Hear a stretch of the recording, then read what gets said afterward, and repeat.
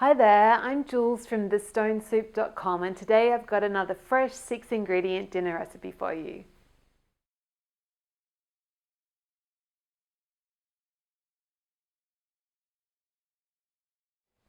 Okay, so for Thai mushroom soup, I've got a pan heating up on a medium-high heat. So I'm just going to get a couple of tablespoons of the cream from the top of the coconut milk into the pan.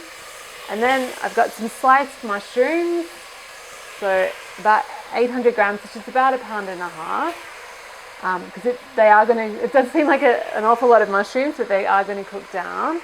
So I'm just going to cook the mushrooms on this medium-high heat, stirring them every now and again until, oh, that doesn't sound so good, until the mushrooms have softened. Great, so the mushrooms have softened and cooked down and you can see that a lot of liquids come out of them. So we're going to keep going with our soup. So I'm going to get in some Thai curry paste, so about 4 tablespoons of red curry paste, but if you don't have Thai curry paste, you could use any curry paste that you have, or 3 or 4 teaspoons of curry powder will work. And also if I'm cooking these for the children, I skip the curry paste now. I just cook everything and then add the curry paste at the end, but you do get more complex flavor if you add it all now. Great, so then I've got the rest of the can of coconut milk, and I'm going to add in, just to measure out, a can of water. And then I'm going to get in 1/2 kilo, so about 1 pound of ground or minced pork. And you could use any ground or minced meat here, or you could use chicken breast chopped up if you want, or beef, like whatever you want. Or if you want vegetarian, you could use lentils or chickpeas instead.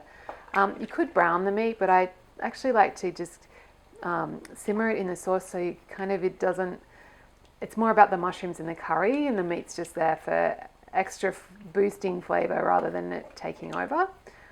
Which is why I've used pork as well. So then we'll just let that simmer. Great, so when the soup's been simmering away for about 5 minutes, maybe a bit longer if you like, and the pork's well and truly cooked, then we're going to finish things off. So I'm just going to take it off the heat, or turn the heat off.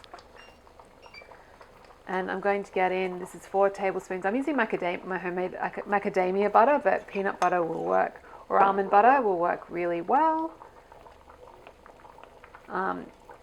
Just stir that in. Then have a taste and season. You might, if it's a bit flat, you could add a squeeze of lime juice. I generally find that this is good. Or if you want it a bit richer, you can add in some more nut butter.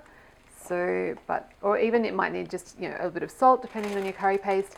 And then I'm just going to get in a bag of baby spinach leaves and let them wilt into the soup just before I serve.